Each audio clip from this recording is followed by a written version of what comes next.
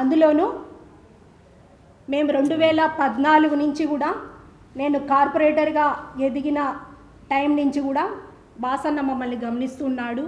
మా శక్తి సామర్థ్యాలు, ప్రజల్లో మాకున్న విలువ, మా పైన ఉన్న విశ్వాసము, ఒక నమ్మకము, లక్ష్మిరెడ్డి కుటుంబం, ఉమాదేవి అంటే ఒక తెలుగుదేశం బ్రాండ్ అంతే.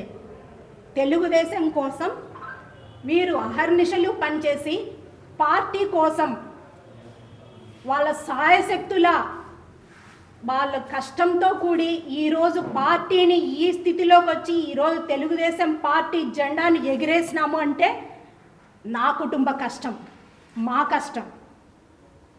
కడపలో 2014లో మేము గెలిచిన తీరు ఒక ఎత్తు అయితే, మరి 2021 ఇప్పుడు 2019లో జగన్ సీఎం అయిన తర్వాత పార్టీ జెండాను, తెలుగుదేశం పార్టీ జెండాను మోసేదానికి కూడా కడపలో గట్స్ ఎవరికి లేకుండా అయిపోయినాయి, ధైర్యం లేకుండా. ఎందుకంటే అందరి మీద మరి కేసులు కానివ్వండి, అరాచకాలు కానివ్వండి, దుర్మార్గాలు కానివ్వండి, వాళ్ళను ఇబ్బందులు పెట్టే క్రమం కానివ్వండి చూస్తే అసలు వాళ్ళు నామినేషన్ వేసే పరిస్థితుల్లో కూడా ఉన్న టైంలో మేము ధైర్యంగా నామినేషన్ వేయడమే కాకుండా